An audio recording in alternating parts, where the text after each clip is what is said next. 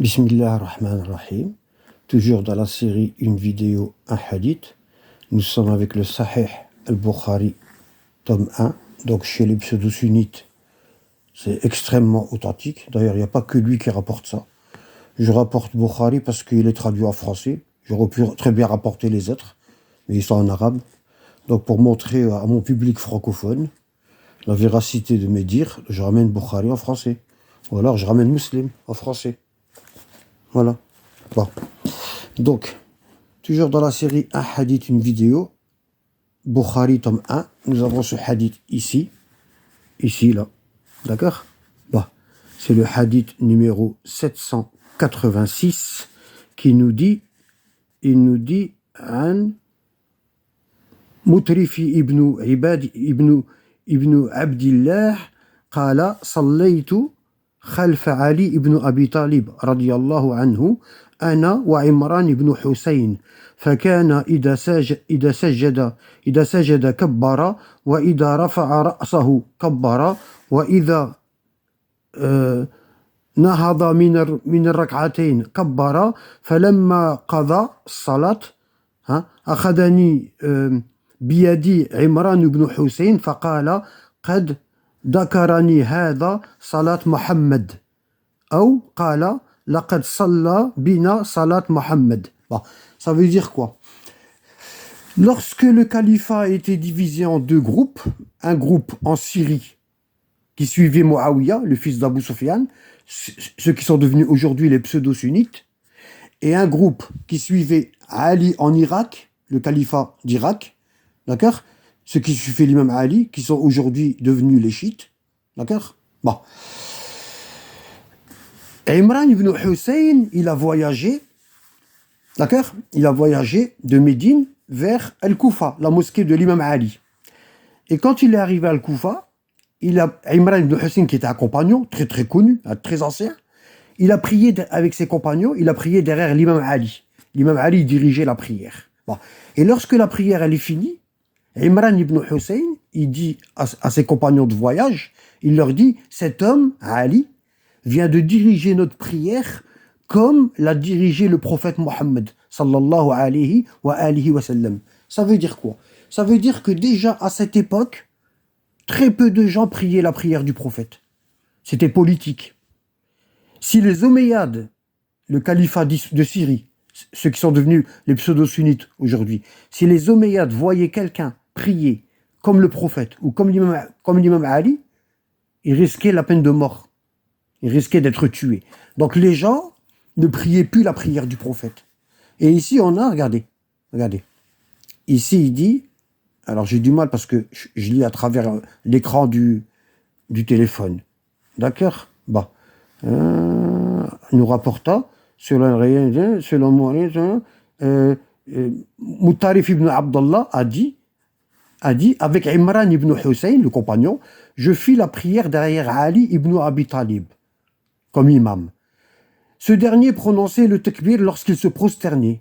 Il le prononçait également lorsqu'il relevait la tête, et encore lorsqu'il se levait après les deux rak'at.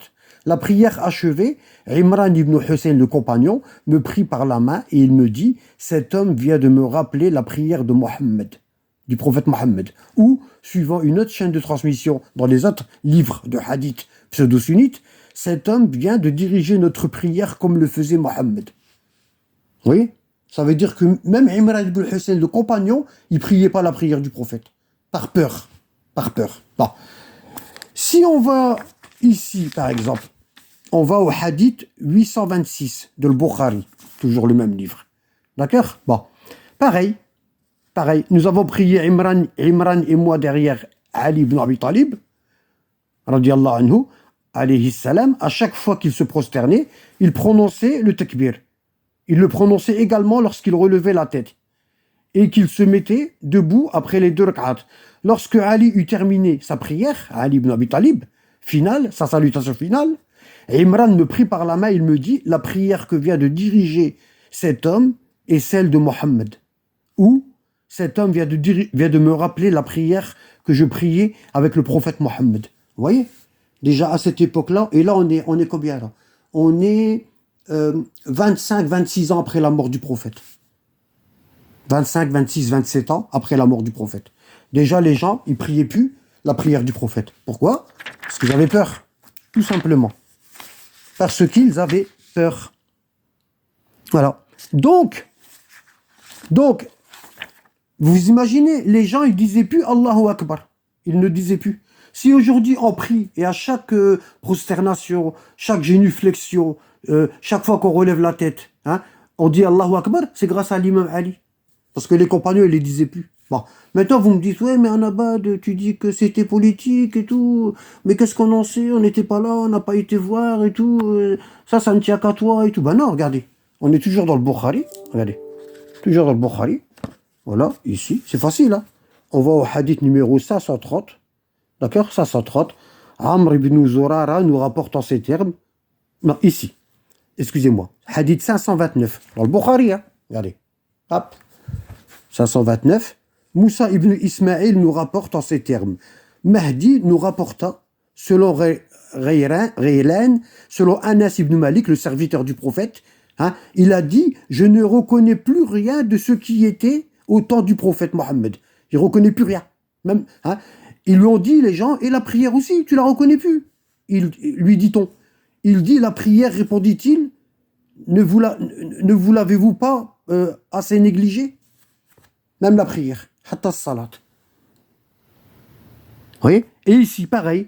Amr ibn Zurara, 530, Amr ibn Zurara rapporte, selon Uthman ibn Abu Rawad, ici, frère de Abdelaziz, qui avait entendu Az-Zuhri dire, à Tabi'i, Az-Zuhri dire, je suis entré chez Anas ibn Malik à Damas.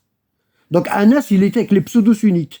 Anas, le serviteur du prophète, il était dans la mosquée des Omeyyades à Damas. Donc il était avec les pseudo-sunnites. C'est pour ça que le Bukhari l'aime bien. Hein, la majorité des hadiths, c'est Abu Huraira, Aïcha et Anas ibn Malik. Voilà. Donc il était à Damas, chez Muawiyah.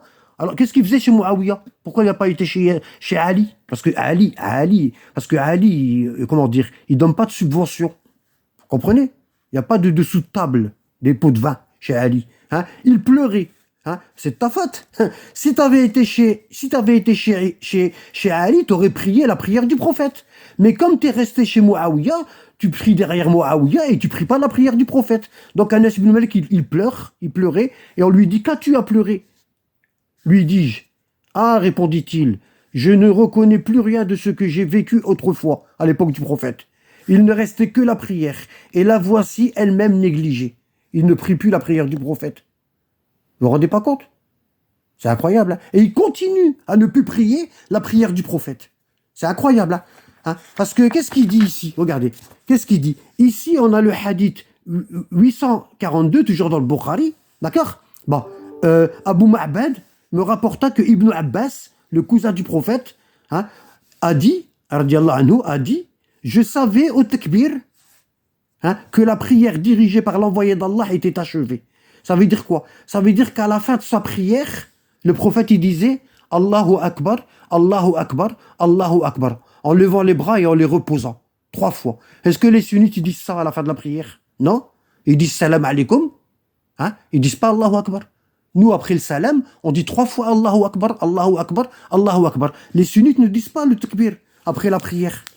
Après la prière. Donc, ici, pour revenir à Imran ibn Hussein, hein, lorsqu'il a prié derrière l'imam Ali et il a dit cet homme vient de diriger la prière comme le faisait Mohammed, ben, l'imam Ali, à la fin de sa prière, il disait le takbir 3 fois. Allahu Akbar, Allahu Akbar, Allahu Akbar. Et ça, les sunnites, ils ne le font plus. Donc leur prière n'est pas acceptée. C'est pour ça que nous, ceux qui suivent les descendants du prophète, les Ahlul Bayt, on n'a pas le droit de prier derrière un imam pseudo-sunnite.